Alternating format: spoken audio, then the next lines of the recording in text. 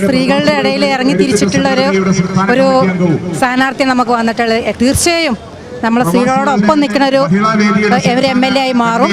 തീർച്ചയായിട്ടും നല്ലൊരു ജനപങ്കാളിത്തം തന്നെ കൂടെ ഉണ്ട്. പിന്നെ കൺവെൻഷനിലായാലും നാമനിർദ്ദേശം കൊടുക്കുന്ന സമയമായാലും നമ്മുടെ ഈ റോഡ് ഷോയിലും നല്ല പങ്കാളിത്തമുണ്ട്.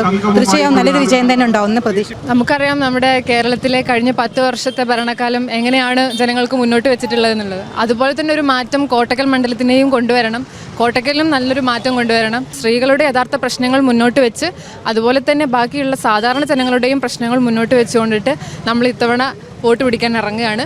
10 വർഷത്തെ ഭരണകാലം തന്നെയാണ് ഞങ്ങൾക്കും പറയാനുള്ളത്. വീണ്ടും നമ്മൾ ഭരണത്തിൽ ഏറും, അതുപോലെ തന്നെ കോട്ടക്കലും മുന്നേറും. വനിതകളെ ഇത്രയധികം ചേർത്ത് പിടിച്ചൊരു സർക്കാരാണ് നമുക്ക് 10 വർഷമായിട്ടുള്ളത്, എല്ലാ കാര്യത്തിലായാലും. അപ്പോൾ ഈ കോട്ടക്കൽ മണ്ഡലത്തിനെ സംബന്ധിച്ച് പറയുകയാണെങ്കിൽ ഈ മണ്ഡലത്തിൻ്റെ വനിതാ സെക്രട്ടറി കൂടിയാണ് ഞാൻ. വളരെ സന്തോഷമുണ്ട് ഒരു വനിതാ സ്ഥാനാർത്ഥി വന്നതിൽ.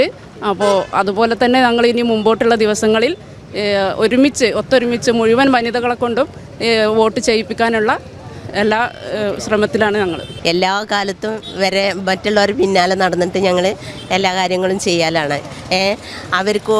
അവർ വന്നിങ്ങനെ പറയുമ്പോൾ പിന്നെ പറയുക ഞങ്ങൾ ചെയ്യാൻ പറയും. പക്ഷേ ആ ഭാഗത്തേക്ക് തിരിഞ്ഞു നോക്കില്ല. പിന്നെ റോഡായാലും നടപ്പാതായാലും എന്തായാലും ഒരു കിണറായാലും വെള്ളമായാലും ഒരു കുടിവെള്ളം പോലും നമ്മളെ ഈ ഭാഗത്തൊന്നും കിട്ടാനില്ല. അതുപോലും പരിഹരിക്കാനുള്ള ആർജവം അവർ കാണിക്കണില്ല. അതിലാണ് ഏറ്റവും വലിയ സങ്കടം. പിന്നെ ഞങ്ങൾക്ക് ഇനി പറയാനുള്ളത് എല്ലാവരും വോട്ട് ചെയ്ത് ഞങ്ങൾ വിജയിപ്പിക്കും. അവർ അധികാരത്തിൽ കയറും. എന്നിട്ട് ഞങ്ങൾ ഈ ഭാഗത്തുള്ള കാര്യങ്ങൾ കോട്ടയ്ക്കൽ മണ്ഡലത്തിലുള്ള കാര്യങ്ങൾ അവർ ചെയ്യുമെന്നുള്ള പ്രതീക്ഷ ഞങ്ങൾക്കുണ്ട്.